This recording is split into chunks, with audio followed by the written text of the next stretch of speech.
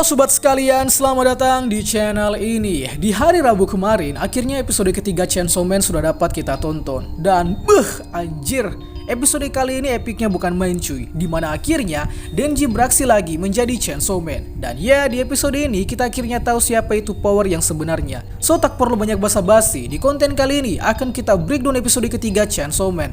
Tapi sebelum lanjut, subscribe channel ini biar admin makin semangat buat kontennya. Dan mari kita mulai. Seperti biasa, kita bahas dulu ringkasannya sebelum masuk ke breakdownnya. Episode 3 dibuka dengan lanjutan Power yang membunuh iblis teripang sebelumnya.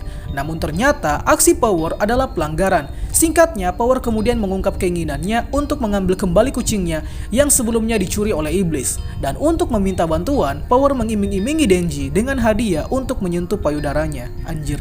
Kemudian beralih ke Makima yang sedang meeting dengan petinggi Devil Hunter mengenai misi terselubung yang Makima emban. Beralih ke Denji dan Power, kini mereka telah sampai di markas iblis yang mereka tuju. Namun rupanya ini adalah jebakan dari Power. Power ternyata menjebak Denji untuk menjadi tumbal oleh iblis kelelawar yang akan ditukar dengan kucingnya. Namun di luar dugaan, justru Power lah yang ditipu. Singkat cerita, Power akhirnya dimakan oleh iblis kelelawar, tapi Denji kemudian melakukan perlawanan. Denji dengan cepat berubah jadi Chainsaw Man, dan ya, pertarungan tak dapat dihindari. Denji dihajar dengan brutal oleh iblis kelelawar, tapi tentunya Denji tak selemah itu. Dengan kekuatan Chainsaw Man yang brutal, Denji akhirnya berhasil mengalahkan iblis kelelawar. Dan ya, episode 3 pun selesai.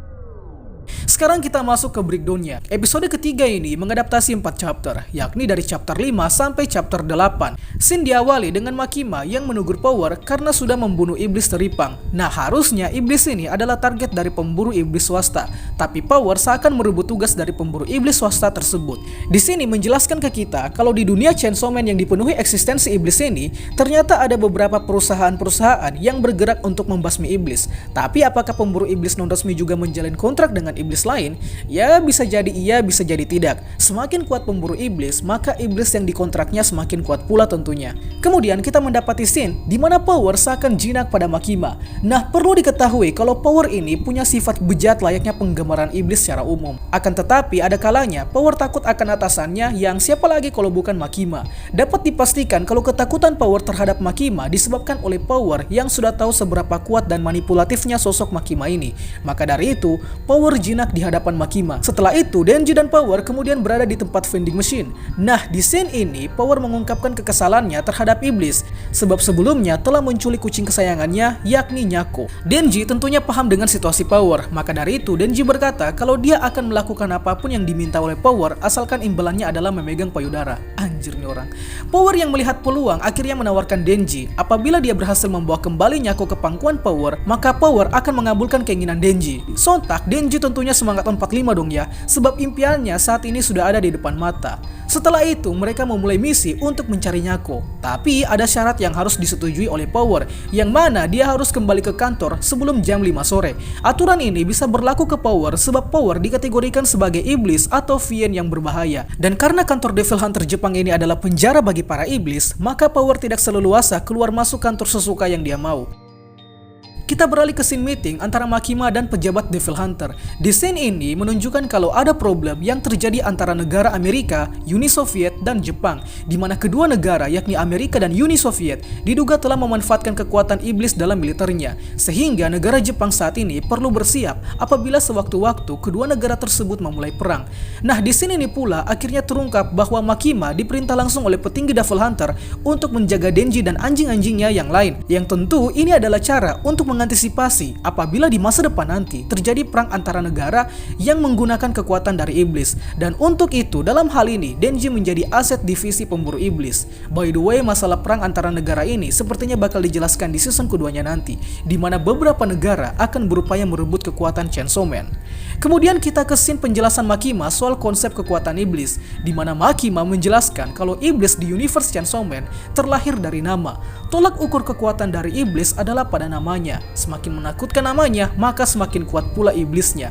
Di sini ini sedikit menjelaskan mengapa Makima begitu kuat dan mengapa Yoru atau War Devil di part 2 Chainsaw Man juga sama kuatnya. Itu disebabkan karena nama mereka sangat ditakuti. Makima adalah iblis yang sangat kuat oleh sebab nama iblis yang dia emban adalah Control Devil atau iblis kendali. Sebab ya, kendali atau aturan kadangkala menjadi momok yang paling ditakuti bagi sebagian orang. Maka dari itu, dengan ketakutan manusia terhadap aturan, maka secara langsung memperkuat Makima atau Control Devil di saat yang sama. Keren sih konsepnya. Lalu kita kembali ke Denji dan Power. Kini mereka berdua telah sampai di depan markas iblis yang menculik Nyako. Denji lalu meminta ke Power untuk memperkecil kemungkinan Denji berubah menjadi Chainsaw Man atau iblis sensor. Namun reaksi Power justru menganggap kalau Denji sangat konyol. Reaksi Power di sini adalah reaksi normal karena pada dasarnya kasus Denji yakni hybrid iblis memang adalah kasus yang sangat langka, bahkan dianggap sebagai rumor belaka. Maka dari itu Power tak percaya kalau Denji bisa berubah menjadi manusia gergaji mesin. Pada akhirnya terbongkarlah sudah bahwa rencana Power membawa Denji sebenarnya untuk menjadikan dia sebagai tumbal pertukaran. Kemudian kita akhirnya diperkenalkan iblis baru yakni Bat Devil atau iblis kelelawar.